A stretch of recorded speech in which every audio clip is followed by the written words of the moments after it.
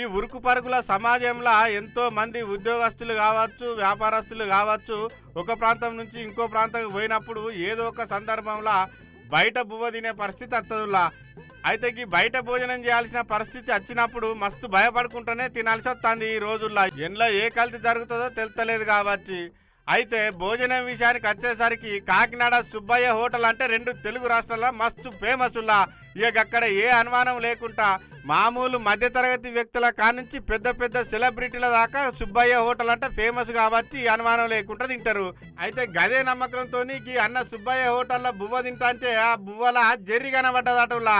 ఓ సేటు ఏంది బువ్వల జెర్రి కనబడ్డదని అడిగే వరకల్లా ఇక గదే సమయంలో సుబ్బయ్య హోటల్లో భోజనం చేద్దామని కేంద్ర మానవ హక్కుల commission incharge chairman Vijayabharati madam వచ్చింది. ఈ ముచ్చట మేడం చెవున పడే వరకల్లా ఫుడ్ సేఫ్టీ అధికారులకు ఫోన్ చేసి మీరు సుబ్బయ్య హోటల్కు రాండి, ఇక్కడ భోజనంలా జర్రి పడ్డదని ఫోన్ కొట్టే వరకల్లా ఇంత పెద్ద మేడం ఫోన్ చేసినాక వాళ్ళు ఊకుంటారు. అయిగా బిరాన ఉరికొచ్చి సుబ్బయ్య హోటల్లో తనిఖీలు చేసి సీజ్ చేసిండ్రట హోటల్ను.